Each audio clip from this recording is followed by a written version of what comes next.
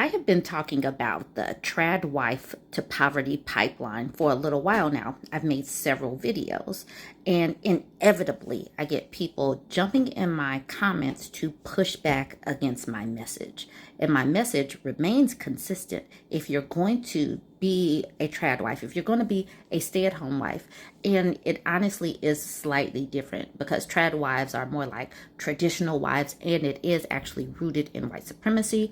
Stay-at-home moms are just moms that are staying at home, and it could be for a variety of reasons: economics, the cost of daycare, the job, you're not being able to get off of your job. There's a variety of reasons that people stay at home.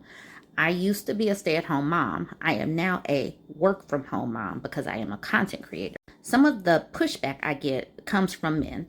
This man, Wayne, says, "I've had a trad wife for 20 years. It's funny watching people talk about it. They have no clue and just listen to the horror stories. Not a single person has asked me anything. It's because I don't care about the men's position in this, honestly. My audience is for women, and I want women to be able to survive regardless of if they're in a marriage or outside of a marriage. I want women to be able to survive if the man leaves or stays or is incapacitated for whatever reason." And so my message is for women. And these people jump into my comments, and many of them have no idea of who I am, where I stand, my experience, because I've actually been married for more than 10 years. I became a stay-at-home mom when my firstborn was born.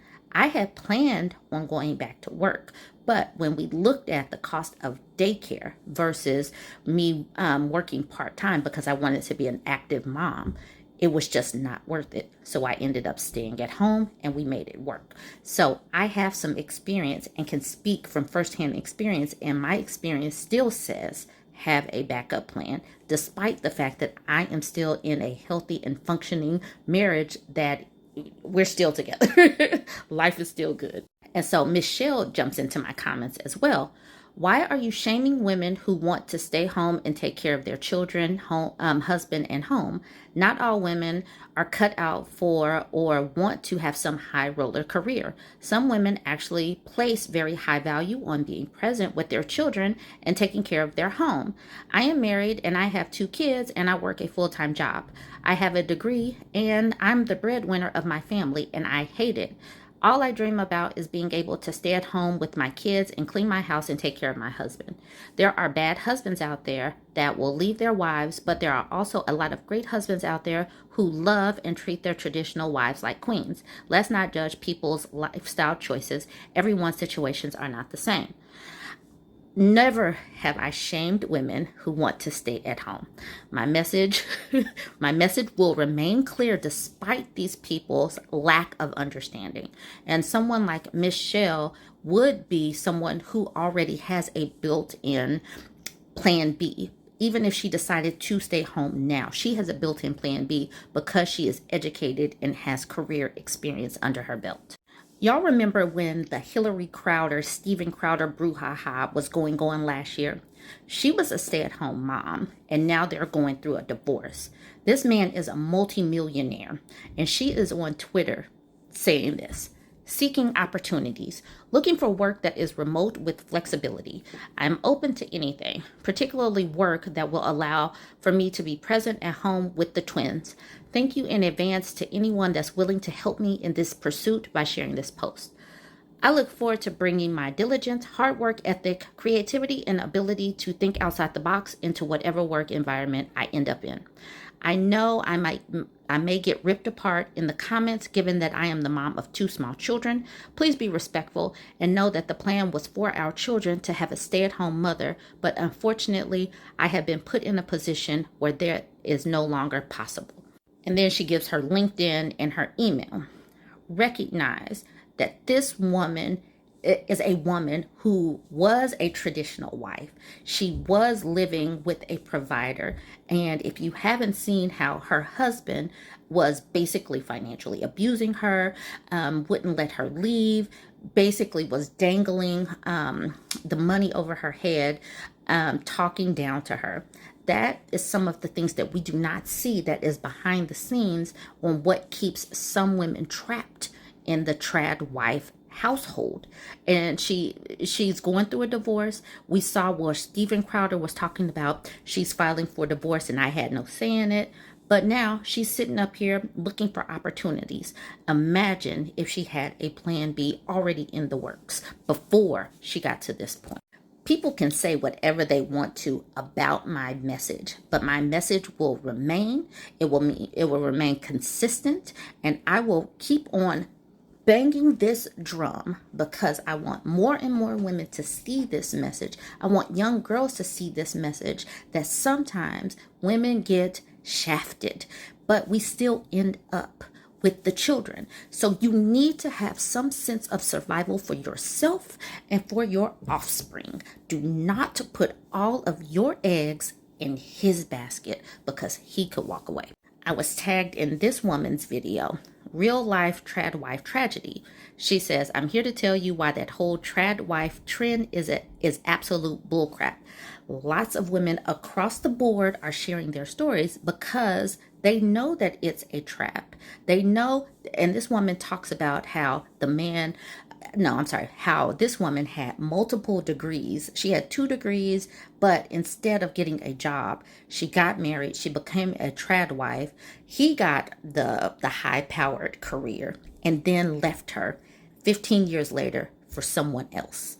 So understand that y'all may not think that, a plan B is necessary. Y'all might think that I'm just being bitter, but whatever. Have a plan B. And I am planting seeds in multiple locations, and somebody gonna hear this. But if you're on TikTok, I'm putting her videos in the caption. If you're on my YouTube, here come the videos. I'm here to tell you why that whole trad wife trend is absolute bullcrap. I just got off the phone with a friend of mine who has been married for about 15 years now.